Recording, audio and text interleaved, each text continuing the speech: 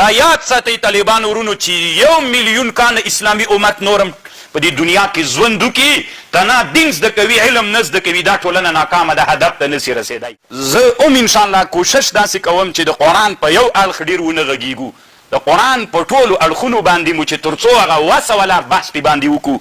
ځکه طالبانو کې چې کومې مړې عاطفې دي مړه احساسونه دي هغه را ژوندي سي مونږ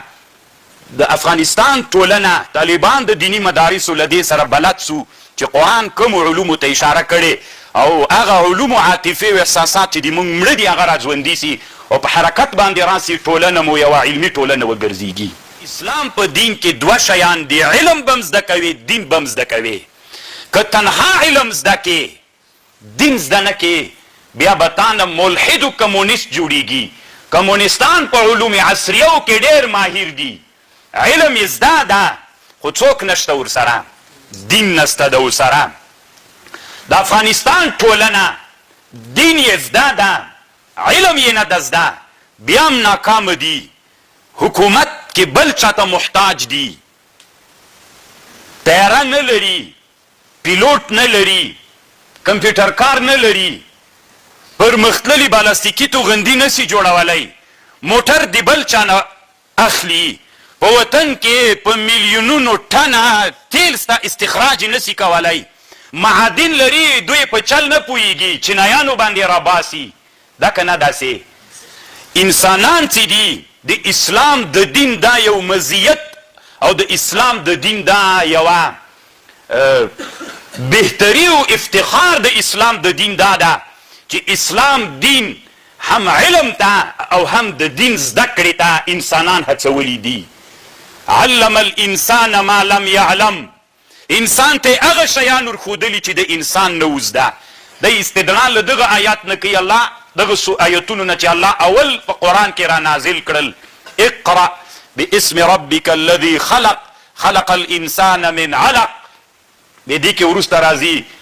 وعلم بالقلم وعلم الانسان ما لم يعلم انسان ته هغه شیان ور زده کړل چې د انسان نه وزده دوه شیه سول یو دین ده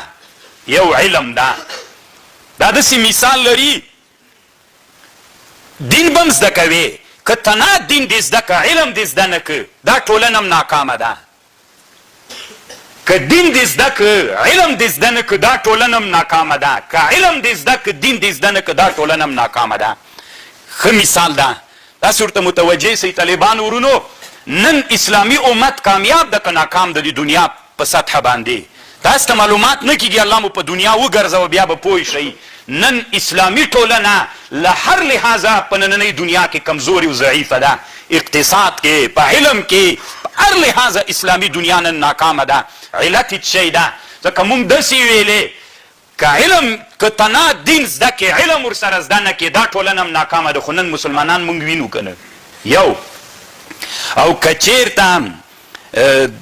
هغه زده کې علم زده کې دین زده نه کې دا ټولنه هم ناکامه ده لکه مثلا کمونستان و ملحدین یا د اوسني د دیموکراسۍ او د غرب زمن هغوی علومو کې ډېر مخته تللي اما څوک نسته ورسره دین نسته د ورسره اسلام و قرآن چې الله راولیږه د دې مقصد دا ده چې مونږ هم دین زده کو او هم څوک زده کو علم زده کو مونږ چې نن مدرسو کې زده کوو څوک زده کوو دا دین د طالبانو علم دا خو دا د دین علم ده او داس داسې کېږي زکات داسې ورکول کېږي حج داسې کېږي هدایه کې بیعه داسې کېږي شرع داسې کېږي مزاربت داسې کېږي مزارعت داسې کېږي دا خو ټول مونږ دین زده کوو مونږ څوک پرېښودلی د مدرسه کې علم مو پرېښی نن فیزیک زده مو نه ده نن مو کیمیا زده نه ده نن مو بیولوژي زده نه ده نن مو علم یا حروف د هیروغلیفي باندې نه پوهېږو نن د تاریخ میدان مونږ کې معطل پاتې ده تاریخ باندې څېړنې نه کوو د تاریخ په معنا پوهېږو نه چې تاریخ څه معنا لري د تاریخ زده کړه د څه دپاره ټول علوم چې انسانان ورته احتیاج لري هغه علوم نن موږ مدرسې نه ویستلي دي نو چې ومو ویستل تنها په دین باندې اخته یو دا ټولنه به کامیابه که ناکامه دا یاد ساتئ طالبان ورونو چې 1 میلیون کاله اسلامي امت نورم په دې دنیا کې ژوند وکړي تنها دین زده کوي علم نه زده کوي دا ټولنه ناکامه ده هدف ته نسي رسېدی